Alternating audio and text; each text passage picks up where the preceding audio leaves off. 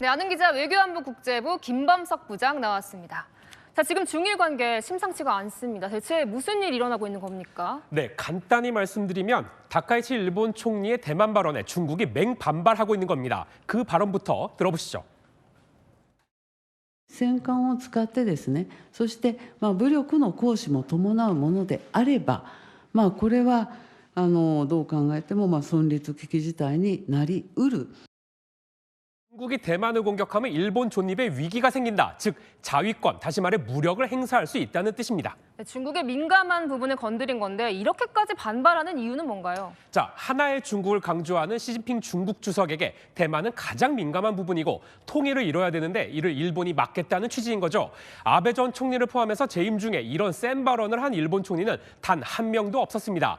주 오사카 중국 총영사가 다카이치를 향해 그 더러운 목을 베어버릴 수밖에 없다. 이런 섬뜩한 발언하면서 중국의 압박이 시작된 겁니다. 네, 저 발언 참 충격적이었는데 그런데 이게 끝이 아니었던 거죠? 네, 말 그대로 파상공세입니다. 일본 여행이나 유학 자제 권고부터 영화 상영 연기 같은 문화 제재도 했고요.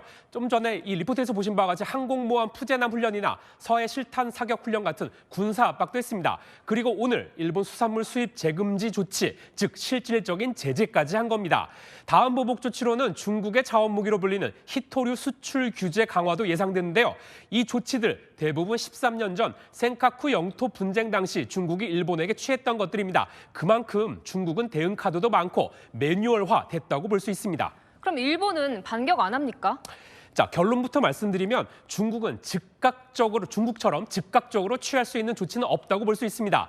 지금 보시는 것이요, 일본 수입 의존 품목수 있는데 중국 의존도가 절반이 넘는 품목이 30%에 달합니다. 그러니까 G7 평균과 비교해도 월등히 높죠. 자, 관광만 봐도 알 수 있습니다. 중국인 관광객이 일본 와서 돈을 가장 많이 쓰는 걸로 나타났습니다.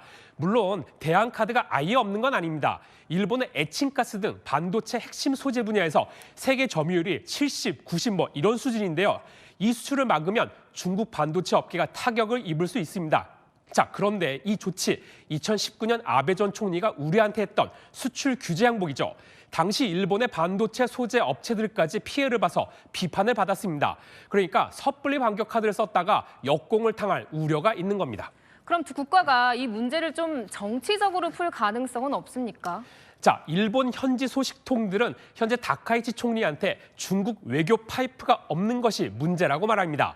그러니까 이제 자민당은 과거에 중국통으로 불렸던 니카이 전 간사장이나 공명당이 있었는데 니카이 전 간사장은 이 정계를 은퇴를 했고 공명당은 다카이치 내각과 연립 여당 관계를 끊었습니다. 그럼 결국 이대로 중국이 승리하는 겁니까? 자, 이게 문제인데요. 일본은 대화의 문이 열려 있다고 말합니다. 사흘 뒤 남아프리카 공화국에서 열리는 G20 정상회의 때 다카이치 총리가 리창 중국 총리와 어떻게든 만나서 대화를 해보겠다는 입장입니다. 그런데 중국은 그럴 계획이 없다고 단호하죠.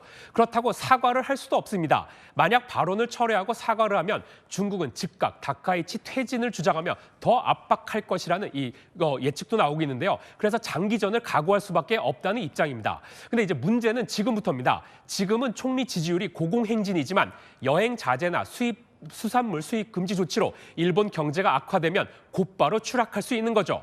일본 현지에서는 출범하자마자 문제를 일으킨 다카이치 내각이 오래 집권하기 어려워지는 것 아니냐는 말까지 나옵니다. 네, 잘 들었습니다. 아는 기자 김범석 부장이었습니다.